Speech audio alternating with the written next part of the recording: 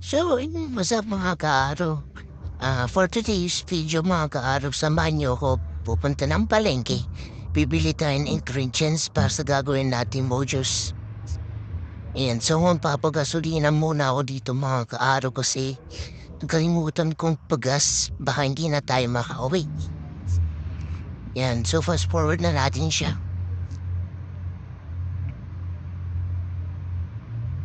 Yan.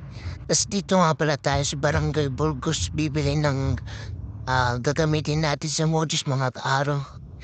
Dito na rin ako magpa-park para hindi na ako umikot ng malayo mamaya. Yan. So park lang tayo. Tapos dito nga pala tayo sa labas pamimili ng ingredients mga kaaro. So dito may nakita na akong patatas. Pamimili na lang tayo ng patatas na gagamitin natin mga kaaro para sa mojos natin. Yan. So pumunta nga pala ako dito sa Unitap San Carlos sa amin. Kasi maghahanap ako ng noodles na carbonara. So habang naghahanap ako dito mga kaaro, so may mga noodles na ito, mga canned goods section, di ko nakita. Walang laman kaya ito lang kinuha ko. Yung sweet and sour na seasoning natin. Gagamitin natin sa flavor ng mojos natin. So ayan, binayadan ko na siya mga kaaro dito. Then pumunta ako sa City Mall mga kaaro dito ako maghahanap. Marami nga pala activities dito sa City Mall na mga kaaro na pwede enroll yung mga ninyo. Yan. So ito, meron akong nakita dito pero yun nga lang, nag-iisa na lang, naubos na. Yan, wala nang laman yung shelf niya. Medyo matusuping lang. Isa na lang. Yan, isa na lang mga kaalo. So, tinilabas expiry date. Then, biniyadan ko na siya dito kay Isa na ate. lang po yan. So, ayun na ba? Nabili na natin yung mga kailangan natin mga kaalo. So, ito, pauwi na ako sa amin mga kaalo. Sarap na pala dito. Mag-drive tapos dito. Charot. Yan, so, nakauwi natin mga kaalo. Ito nga ba na yung mga gagamitin natin mga kaaro?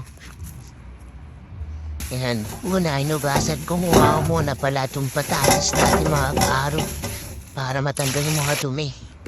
Yan, may magic ko.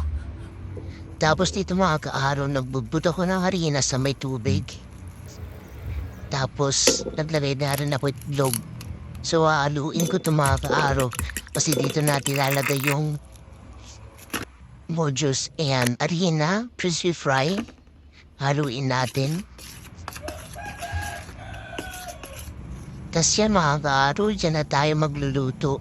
Nagapoy na nga pala ako sa kalan natin gamit yung kahoy. And tapos, yan, itip mo dyan, tsaka yan o sa harina.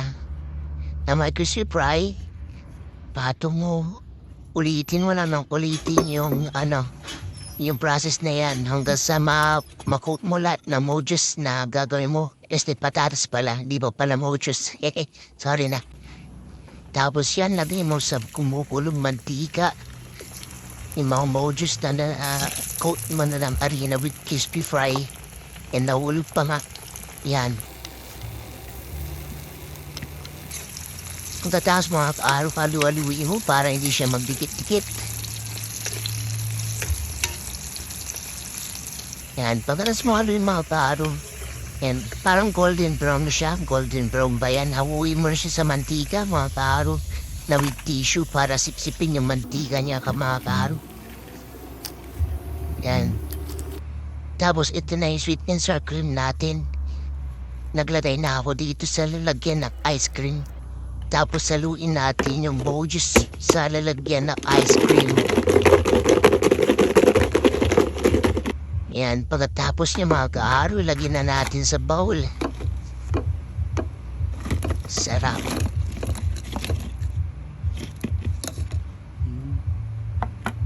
Ito nga pala mga kaaro, yung carbonara noodles natin. Tapos yung plain and sweet and sour flavor na mojos. Yun lang mga kaaro, salamat. Bye!